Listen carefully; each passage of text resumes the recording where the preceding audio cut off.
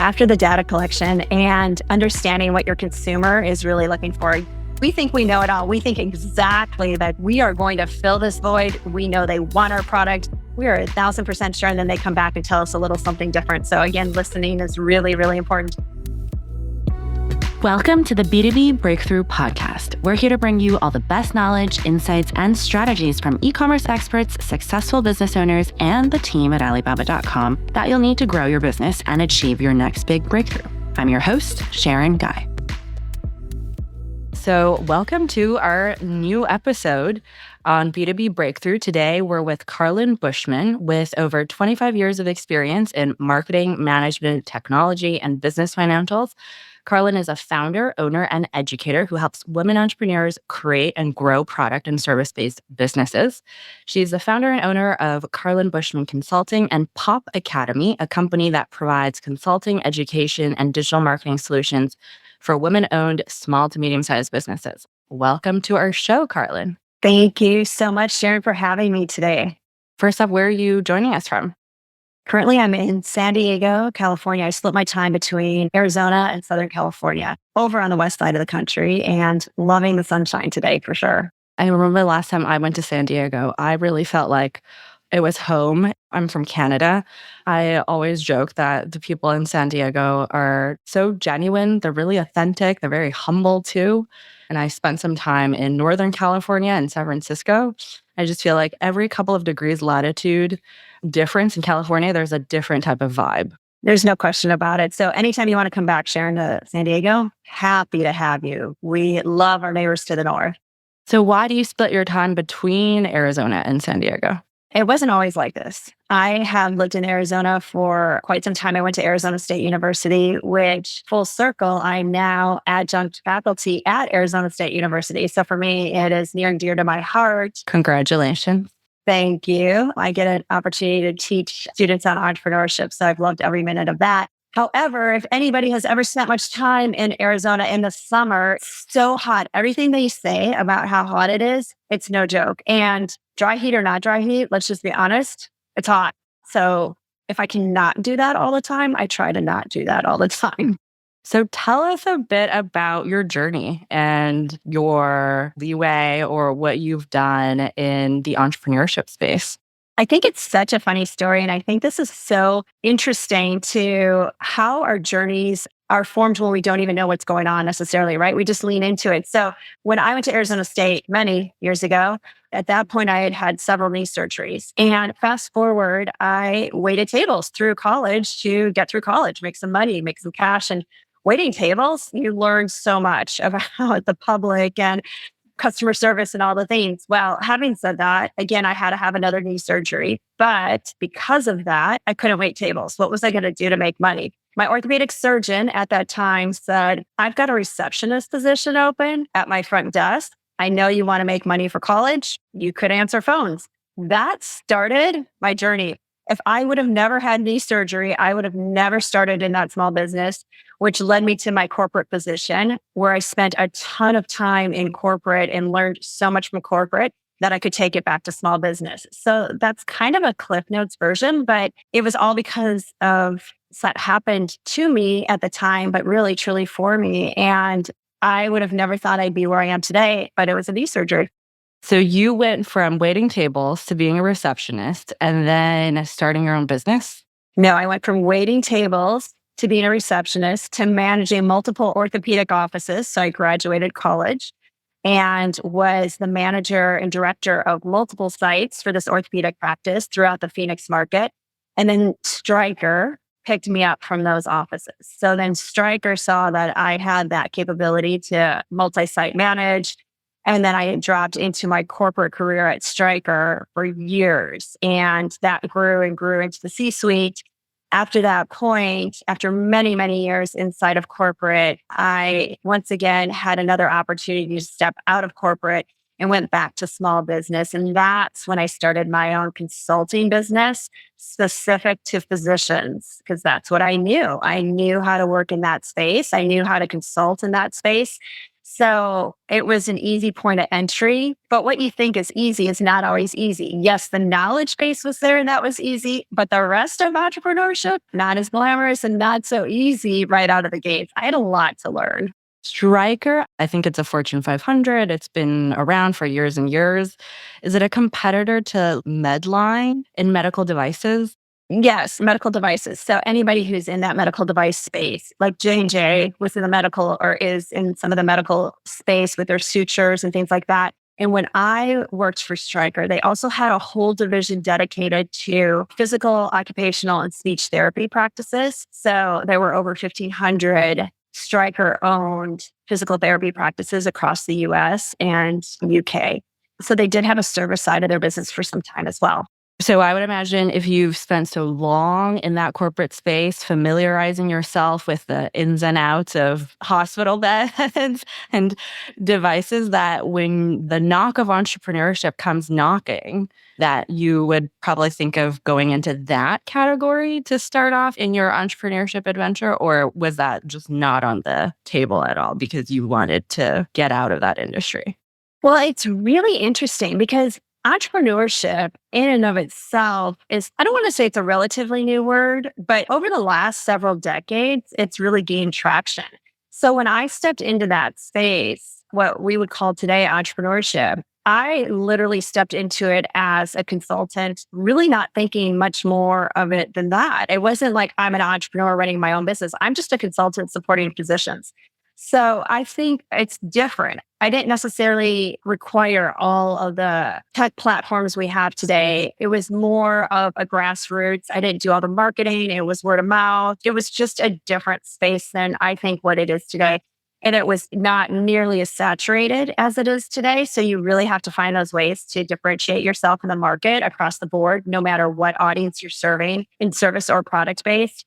But what corporate allowed me to do is really learn the importance of structure and specifically financial structure and knowing your numbers in whatever business you want to call it, whether it's entrepreneurship, consulting, product.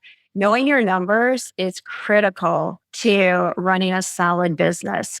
And for that, I'm forever grateful of all the demands that corporate did put on me in a publicly traded environment. So you, I guess, went into consulting then with a really strong foundation in the finance side of things. Correct. And it's so interesting. My company name at that point was MedMetrics, and it stood for medical metrics because every part of a medical practice, you want to have some type of metrics to measure the success of that office. So for me, it was something like the balance of your accounts receivable. Really, really important in that space because the doctors are performing all the procedures, but are they getting paid by insurance companies, right? So that would be one example. MedMetrics was out there as a consulting business to really set these physicians up for success in their own medical practice. So my husband is also in the healthcare space. And what I've known from the doctor offices space is a lot of these doctors are experts in their field and they are just really lost when it comes to the sales and marketing side of things. So your first consulting business was sort of being that fractional or outsourced marketing arm for these offices. Then this was in Arizona. It started in Arizona and it did expand into Nevada and Texas. And it was more of a fractional COO position because I was responsible for a lot of the behind the scenes of team development, staff hiring, the different supportive practitioners, whether it's PT, OT, nurse practitioner, PAs, assistants, all in the back of house there for that as well, X-ray techs, things like that. And you're absolutely right. It's not a lot different in the entrepreneurship world, right? Because anybody who steps into entrepreneurship, if you can see where you can solve a problem, you're the creative person in that space. That's your secret sauce, where you can see you can solve the problem and you're solely focused on that and you get it and you have that passion and it's amazing and embrace it and do all the things. But what happens is you are not necessarily an expert in spreadsheets, or you're not necessarily an expert in technology implementation, or you're not necessarily an expert in hiring the right people or outsourcing whatever it is you need to outsource. So that is so important to understand in a business. What are you really, really good at? And then look for support outside of your superpowers to support you in the growth of your business. And then what was your BD strategy there? Were the doctors just coming to you naturally and you had a lot of inbound and word sort of spread? Or did you have a specific way to get to these doctors and build that side of the business? So, as I mentioned, when I first started consulting, it wasn't nearly as saturated in the space, and it was word of mouth. It was a luxury. Like social media, I'm going to date myself, wasn't nearly what it is today. Matter of fact, it wasn't even a thing. So, there was no digital advertising outlets for me to really talk about what I was doing to help physicians in this space. And what we really tapped into, if we're digging into the sales and marketing side of the medical space, subject matter experts, that was really where they could step out and be different amongst their competitors in that medical space. So that was how the marketing was done for the specific specialties in the medical space. Well, with that, word of mouth is really small. So, I mean, it's a really small community. So, if I was working with several orthopedic surgeons and they also said, hey, she's really good at the ops side of the business, then that was a word of mouth referral and that was fabulous. That was 90% of my business in the medical space early on. So it sounds like everything was going really well then. Did you shut that business down or is it still in existence today? I shut the business down because what I found myself doing, not unlike Stryker, is traveling. And I have a blended family of 4 children. And at that time, they were in middle school and high school. And I found myself traveling, which is why I brought up Texas, Nevada, different regions. Actually, Tennessee was another region. And I found myself commuting for my own consulting business. And I'm thinking, well, wait, this is why I went into business for myself so I could have control of my schedule. And then all of a sudden, I didn't have control of my schedule. I don't know, Sharon, like it was really hard. And I'm thinking, I have preteen and teenagers now. I don't think I want to be away from home that much. I think it's a bit harder when the consulting business deals with physical offices. Maybe that's sort of the thing. A lot of the e-commerce folks, because literally all you need is a computer and the internet. We've interviewed people who's done it from Mexico, from anywhere in Canada, the US, and it's a little different. So with the traveling, it got pretty tough. And then you started CMB Brands, which is what you're doing today. Yes. And just to your exact point, I'm like, wait, I did not step into this to be all over the place again. That was on me. And I only wanted to provide the best customer service possible because it matters to me. Right. So I did. I shut that down. It took a couple years to just like stop for a minute, which was such a luxury. I could pay attention to what was going on in our personal lives, which was very timely and very important. And then decided, okay, it's time for me to start re-engaging. So not only did I start CMB Brands, which is the parent company of my business, I also started a product-based business at the same time. Because why wouldn't I? Why wouldn't I try a product-based business? I haven't done that before. And I thought, I have a great idea. I'm going to step into that. But that provided was so many mistakes in all the things that I now have the luxury of teaching to other product-based businesses. And I still do have that business. I have not fully shut it down, but it is less active today because of the time and commitment I have to education in the entrepreneurship space. Tell us more about CMB Brands. So CMB Brands, I was finding myself while building this product-based business, which by the way, Sharon, was handbags. So if you think I didn't decide to go into a saturated market of consulting, now I decided to also try my hand in a saturated market of handbags and manufacturing overseas, patent pending on part of the product line of my handbags. And I thought, okay, CMB Brands is going to launch this product-based business. And CMB Brands spent a lot of money with a lot of mistakes and a lot of inventory in the handbag space and with very little patience. I had very little patience for measuring its success. I also found myself during trade shows really speaking to women in their businesses and about their businesses, and kept educating and kept sharing my knowledge and kept talking to more women. And that's where the consulting side was really built from, is being in a space where there were so many incredible female entrepreneurs. And I was just ready and willing to share the knowledge from my mistakes and from the corporate structure that I was able to draw from, and the small business, really. Was that the first time that you used Alibaba.com, or how did Alibaba come into the picture? A little bit of both. So I used Alibaba.com during my own personal product building space for so many different things, to include but not limited to all kinds of packaging, all kinds of different tools I needed to continue my manufacturing in that space. But also for the product-based business, like the product-based business clients I serve, Alibaba has become such a resource for so many of these incredible businesses to figure out how to take something to market and proof of market concept before committing to a much bigger spend. And if anyone is familiar with the spend it takes inside of a product-based business from an inventory perspective, it's a lot. So testing is so important. And I saw on your website that there's something called the Pop Academy. Is that a more structured class where you're taking in cohorts of, also, are your students women only, or is that a... Yes. And full disclosure, I've had a couple of businesses sell. A couple of my clients have sold their businesses to either men or to co-founders, which would be a husband and wife team. And they are still part of Carlyn Bushman Consulting. So it does work its way out in that aspect sometimes as well. So yes, it is. So that's a great question. POP Academy is Progress Over Perfection Academy. So that's what POP stands for, is POP. Got it. because just get started, right? If you have a great idea, just make some progress towards it, whatever that looks like. Do your research on Alibaba.com. Start getting some things in and testing the market. Alibaba.com, great resource for that. So speaking to that, it is 2 semesters a year. I teach it just like I would teach a collegiate course.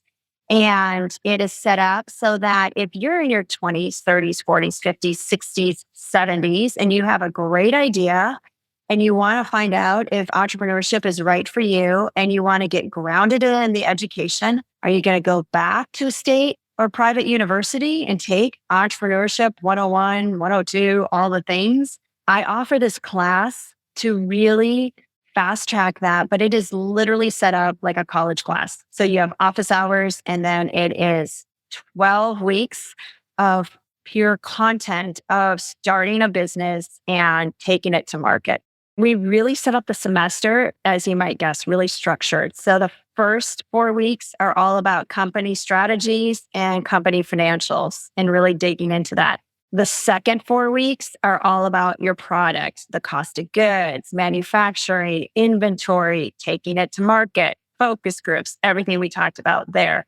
And then the third 4 weeks, which is the last part of the semester, is all sales and marketing. So we talk about social media, email marketing, Shopify reports. We're very deep into Shopify and what are the best reports you can glean from Shopify to tell you what's going on with your customer base, where are they, how are you growing, how are you nurturing, all the things. So it's really set up to create a foundation from who are you and what are you doing and how are you going to make money, to what are you going to charge, how much are you going to spend on your product, to how are we going to get your product out to the world and how are you going to make money selling it.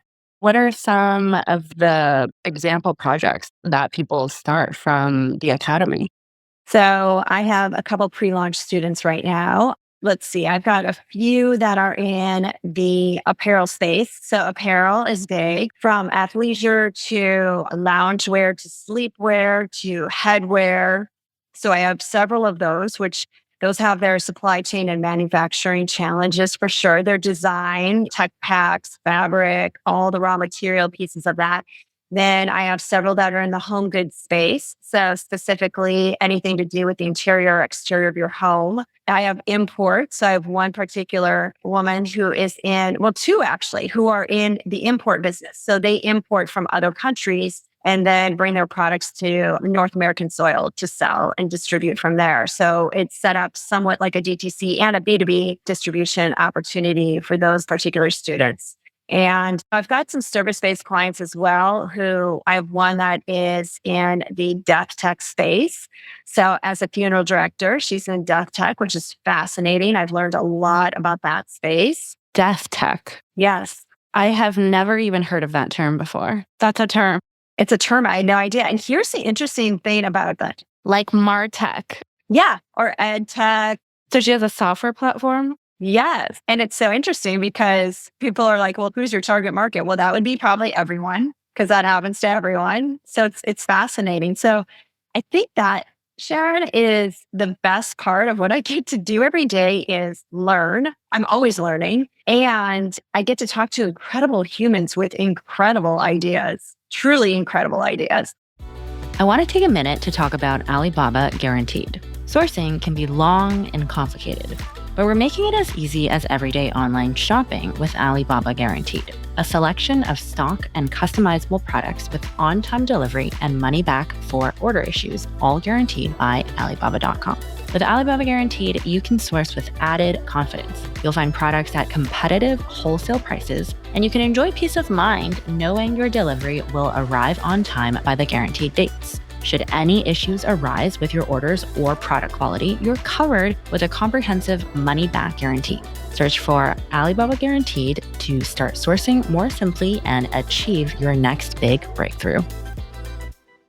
We'll go into the death tech side a bit, but in the product-based side, for example, the students that's come to you that are selling clothing or headgear, things like that, what are you telling them? Are they coming to you with a brilliant idea? What are the types of students that's coming to you and what are you recommending to them in general? That's a great question. And there are several phases of it. So we have pre-launch, pre-concept even. Somebody might have something scratched out on paper. Simply put, something scratched out on paper. I have a client who she scratched out her idea, her solution for this particular product on paper, and we connected her with manufacturing overseas. So that was a great starting point. Now she'll work directly with that manufacturer overseas until she gets the prototypes done, which would include the raw materials, et cetera, et cetera. So from that point of view, we're a good resource for somebody who is looking to make some good connections in some certain spaces. That is one of the examples. Another example would be like one of our students, they are in pre-launch, getting ready to launch fall of 2024, which is very exciting.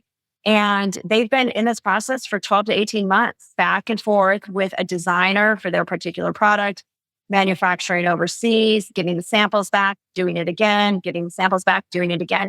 Most of the students come with their idea already, and then we start to fine tune it. Many of the students have already been in business for a year or two and really feel like, okay, I'm in business. I understand some of this, but I really need to understand more. And one of the first things we really work through are the numbers. So what are your cost of goods? Are you charging the right amount? Because if you don't get your pricing strategy right out of the gates, you're not going to make a profit, and your profits have to cover your expenses, simply put. So you can't just double the cost of your manufacturing and expect that to cover all your expenses. You really have to take a hard look at it product by product. But before you even decide to mass produce, let's do the math before you start with any mass production. Because if you think you're going to sell a water bottle for $375 because that's what it costs you to manufacture, and I know I'm being extreme here, then you have to revisit it before you run your big production. So doing an analysis of that before you run a production run is super important. So it does come down to, once again, like I said, the numbers. And I'm imagining from your strong financial background, from the corporate life to all those doctors' offices, the P&Ls that you've helped them calculate, I'm sure that comes in handy for doing the finance consulting part for your clients also. Sharon, spreadsheets are like my love language. I love a good spreadsheet. When somebody comes back to me with their spreadsheet, I'm like, oh, I love it. It makes me so happy to see good spreadsheets. I love it. So yes, it does help me quite a bit. I would also imagine that you've probably seen a lot of products launch and not every one of them works. You can prepare for years and years at a time, do a lot of these tests, but it's still, the launch did not go according to plan. What do you notice, or is there a pattern that you've noticed where there's something that this entrepreneur was missing, or is it always different? It can be so different. It truly, truly can be so different. It can be a lot of things. I think there are some steps that can be done, some easy things you can do or think about early on in this whole process. First of all, focus groups are great. So if you have an opportunity to do some focus groups right out of the gates, do those. Simple surveys, go into your networks, ask somebody to run a focus group for you. Don't make it a heavy lift. There are plenty of ways to do focus groups. So we're doing that for one of our clients right now. So, in those focus group days, is there a magic number to hit before you say, okay, I've collected enough data? Or how far should one go in that market research phase? Until you feel like you've got the answers you really need to make good decisions. And I could be completely off here just from experience and what we've seen.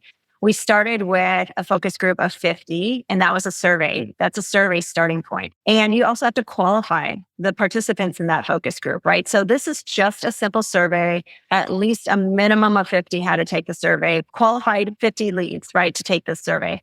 Then after that point, we can determine, okay, do we bring 12 of them into a virtual room and start to show them the product, et cetera, et cetera? Do we send them samples of the product? So there's a whole process there. And until you really feel like you have exhausted all your questions as a founder, continue the focus groups for a while. There's some great resources out there for you to be able to get that data and that information. So that's a really good starting point. And that will save you a ton of money before you even launch your product.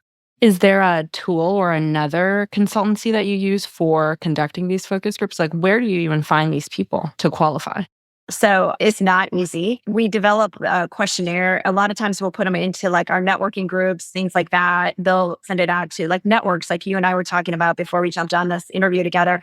Networks are a great space. So any kind of industry networks, things like that, that you might be involved with, any chambers, anything like that. And I'm not trying to be generic. Social media can be your friend in that space too. If you're in Facebook groups, that can be your space too, because you're not marketing, there's so many rules inside of those Facebook groups. But if you're just asking for people's opinions, fill out a quick survey, that is not promotional to your product or service necessarily.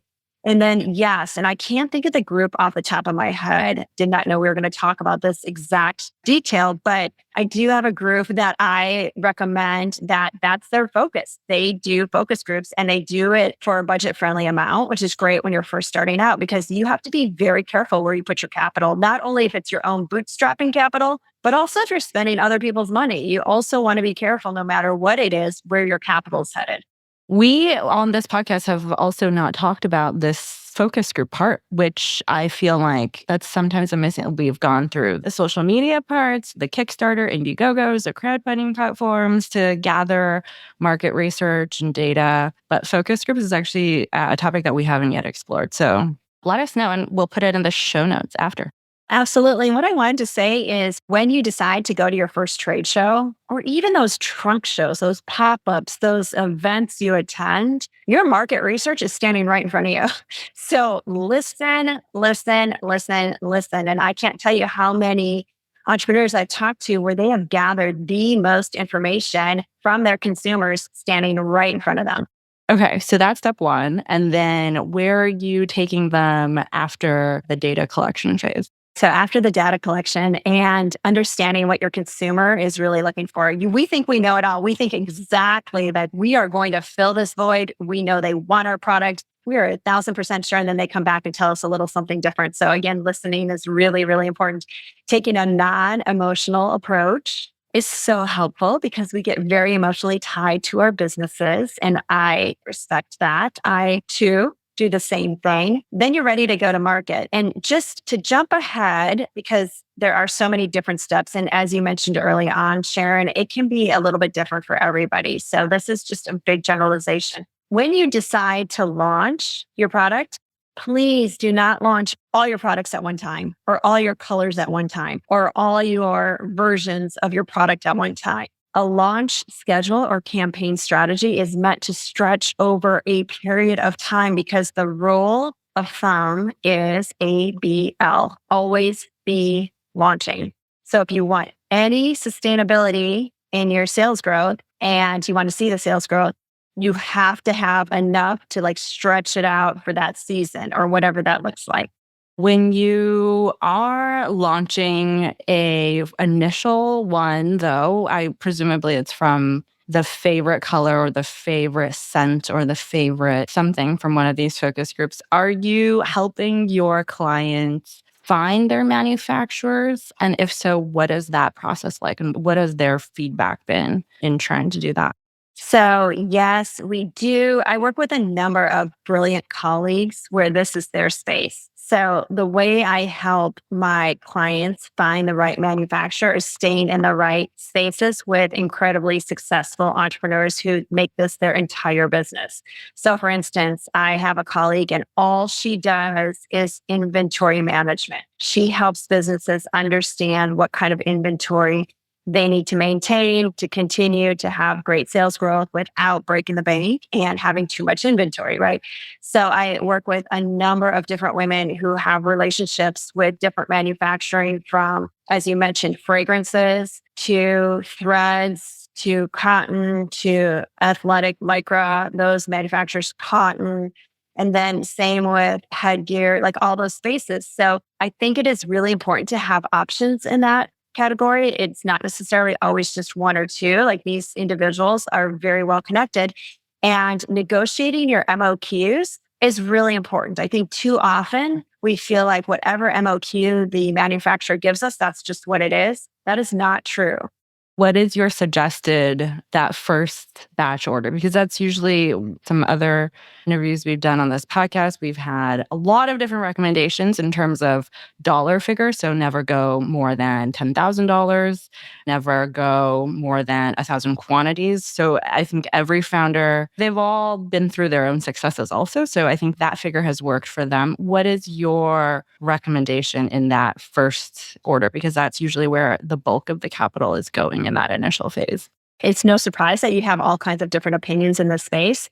And Sharon, I really look at it is like, what is your go-to-market strategy? If your go-to-market strategy is B2B and you're going to go to your first trade shows, like, whether it's New York, Atlanta, the Housewares show, the PGA show in Florida, whatever the show is, you'll be writing orders, but you won't necessarily need to have the manufacturing done and you don't need to write your MOQs yet because you're just taking orders. So one place that's really nice to start is to go to a trade show, have your samples there because that's all you need, and start to see what is the market going to demand from you and can you even write some orders. So if you're just starting out, it's worth investing in a trade show to take your product there, get a booth set up and commit to that and write the orders so you know what your manufacturing targets would be. So I sort of reverse engineer this because I don't think there's a perfect answer if you're doing DTC, unless you have a marketing budget that is set up with influencers and ambassadors and paid marketing to get you out to the public fast and create a full DC campaign surrounding what your launch is going to look like. So,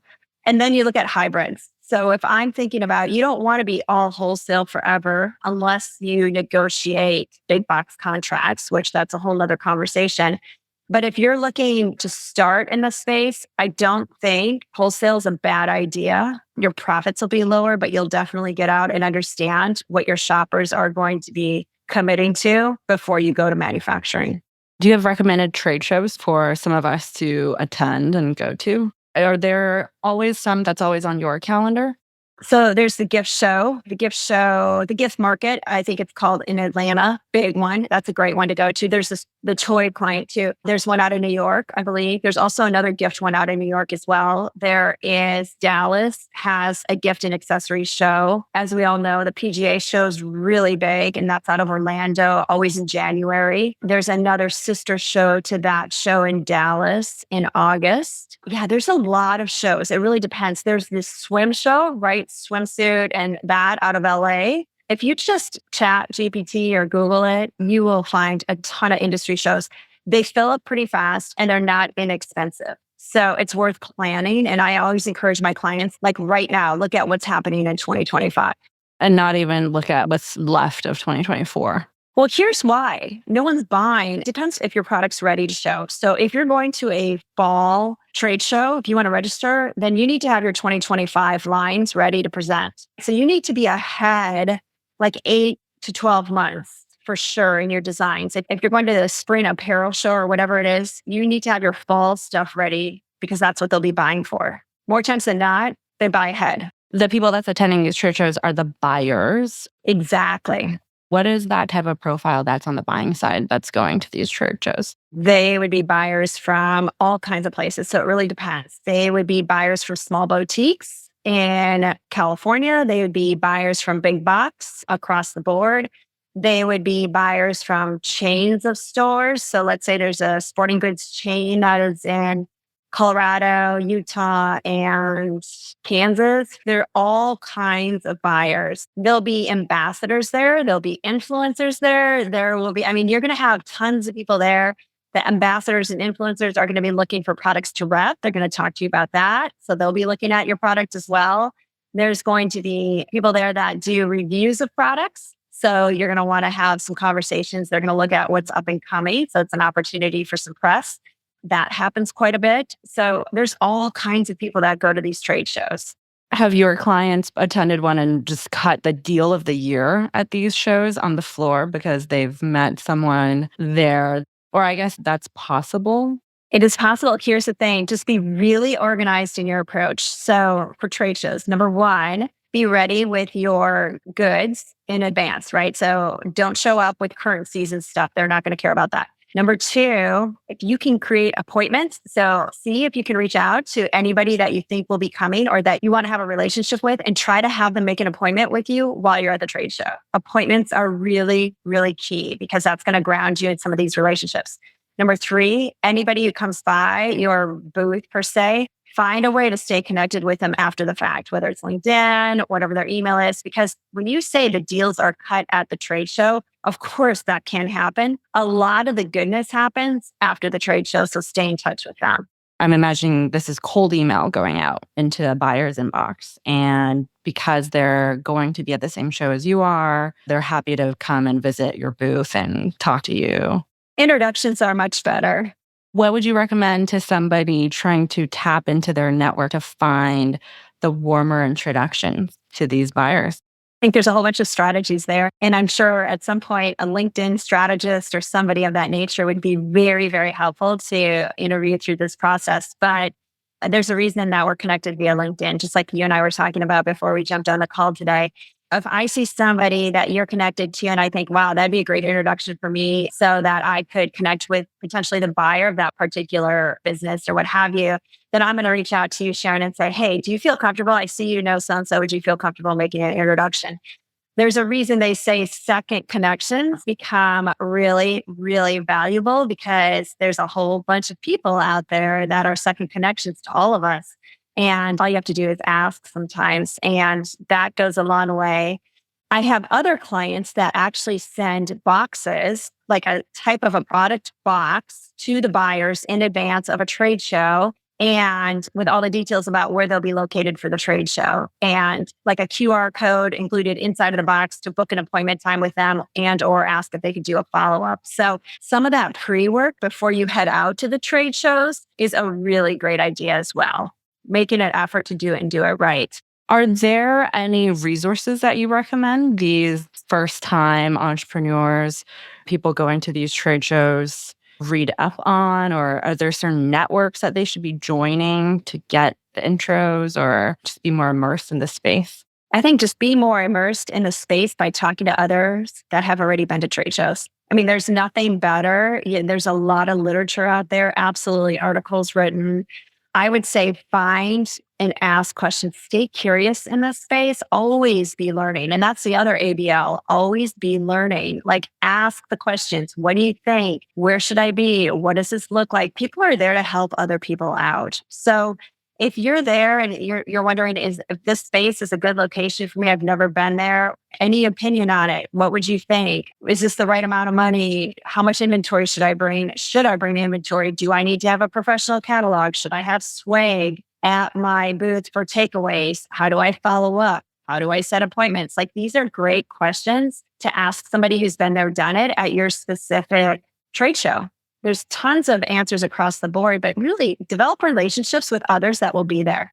And I guess that's also one of the reasons that you're a part of Entreprenista is because there's so many other female founders there who have been through it, who's built these CPG or product-based businesses, who's ready to help you. It's incredible. Like there's not a question you can't present to the entire network where somebody's not going to jump in and say, I've got you, and then start. And then whether they make an introduction, the power of your network is incredible. So there's a reason they also say your network is your network. You really have to step in and give to your network in order to think of receiving from your network. So you have to go narrow and deep in that space. But Entreprenista League is incredible in their support and willing to give and connect you with other like-minded humans. Any last pieces of advice for first-time founders? Just get started. Progress over perfection. There's a reason that idea is just sitting there. POP. Yes, POP, just sitting there and tapping into resources. Just ask questions. There's no question that can't be asked. And use those resources like Alibaba and Entreprenista League. I mean, really incredible resources to tap into on a regular basis. In the next 5 to 10 years, any hopes or goals that you have for CMB to achieve? To build Pop Academy, to make it a household name. Like I'm so passionate about the education. It's quite honestly, it's my third chapter, and there'd be nothing more I'd rather do than share the information and the knowledge and serve those entrepreneurs so that they can create their own economy and build the business that they've always dreamed of building.